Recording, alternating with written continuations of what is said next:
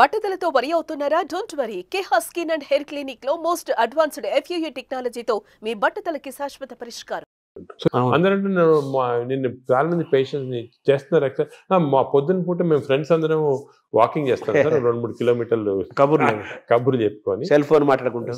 అంటే మాట్లాడుకోవచ్చు, కబుర్లు చెప్పుకోవచ్చు, కానీ బ్రిస్క్ వాక్ 6 km/h అనేది కాన్సెప్ట్. అదే విధంగా మజిల్ బిల్డింగ్, మీకు కోర్ మజిల్స్ అన్ని, షోల్డర్ మజిల్స్, ఇవన్నీ కూడా కొంతవరకు బిల్డ్ చేయాలి. అది సబ్ టెక్స్ట్ అంటారు చూడండి, సబ్ టెక్స్ట్ అనేది ఉంది.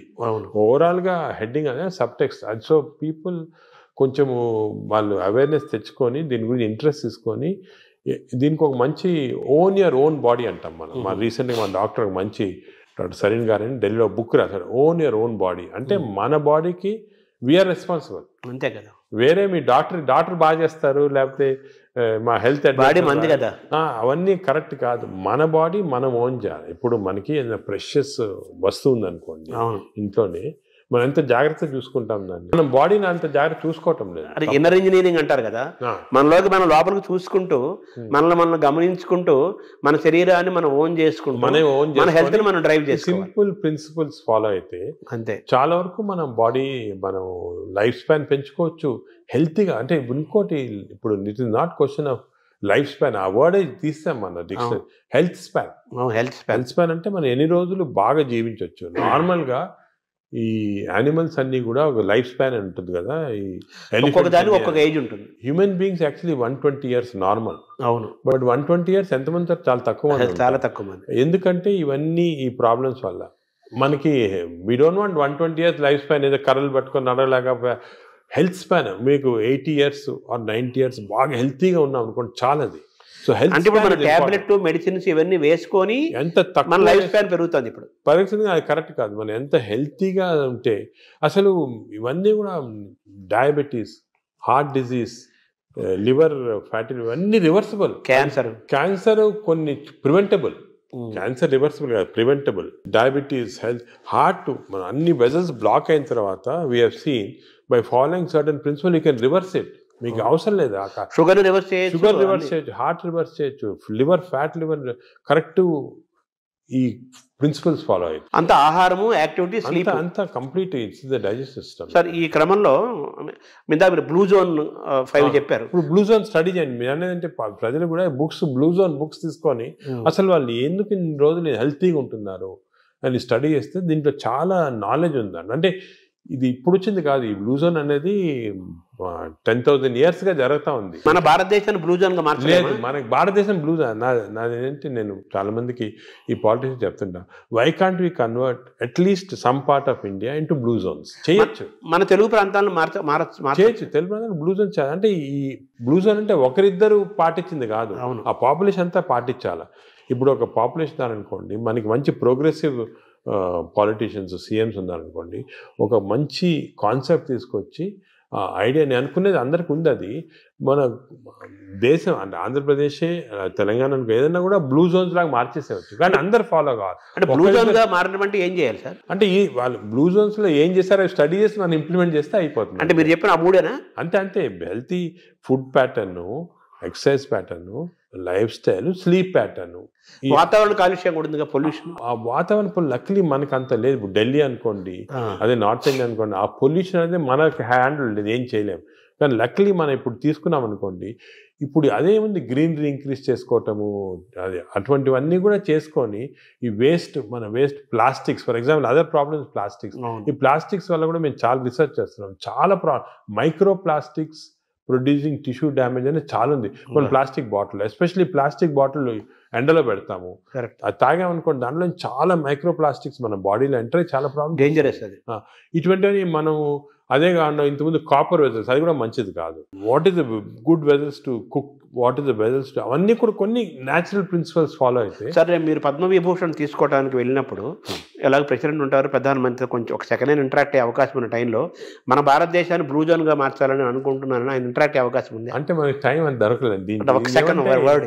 ఇవన్నీ కూడా డిస్కషన్స్ చాలా 1 hour 2 hours కూర్చొని డిస్కస్ చేసి, నేను పాలిటీషియన్స్ కూడా మన వాళ్ళు అందరూ ఇంట్రెస్టెడ్ ఉన్నారు, కానీ టైం దొరకాల కాన్సెప్ట్. ఇంకోటి, this should be done by ప్రజలు కూడా డ్రైవ్ చేయాలి. ప్రజలకి అవేర్నెస్ రావాలి, అవేర్నెస్ వచ్చి మనం ఇటువంటి పాలిటీషియన్ ఎలక్ట్ చేసుకోవాలా, ఈ ఇంట్రెస్ట్ ఉన్న వాళ్ళకి. పాలిటిషియన్స్ ఇంట్రెస్టెడ్ ఇన్ హెల్త్, అదేవిధంగా న్యాచురల్ హెల్త్, ఆర్గానిక్ ఫుడ్ అటువంటి వాళ్ళని ఎక్కువ మనం సపోర్ట్ చేసాం అనుకోండి, ప్రజలు కూడా. అంటే ప్రజలు, ప్రభుత్వాలు, డాక్టర్స్ అందరూ కలిసి ప్రయాణం చేయాలి. ఇట్స్ ఏ కంబైన్డ్ పీపీపీ అంటారు, మోడ్ అంటారు చూడండి, అవును, పబ్లిక్ ప్రైవేట్, ఆ మోడ్లో రావాలి అందరు వచ్చి. ఎందుకంటే అల్టిమేట్లీ మనకి లైఫ్లో ఇంపార్టెన్స్ హెల్త్, అంతే కదా. అదేవిధంగా మనకి హ్యాపీనెస్ అవన్నీ ఉండాలంటే అవును, health is the most important. Ultimately health is the bottom line. అంతే. ఎంత రిచ్ ఉండి, ఎంత ఇండస్ట్రియలైజ్ అయ్యి, ఎంత సిటీ, ఎంత పెద్ద పెద్ద సిటీస్ డెవలప్ అయినా కూడా హెల్త్ లేకపోతే అంతే కదా. చాలా మంది కోటీశ్వరులను చూస్తున్నాము, పెద్ద పెద్ద పదవుల్లో ఉంటారు, వాళ్ళు తినలేరు, తాగలేరు, నిద్రపోలేరు, ఎంజాయ్ చేయలేరు. I'm seeing so many rich patients, అవును, చాలా పెద్ద పొజిషన్ లో ఉన్నారు, చాలా వాళ్ళ ఫీల్డ్స్ లో చాలా ఫేమస్.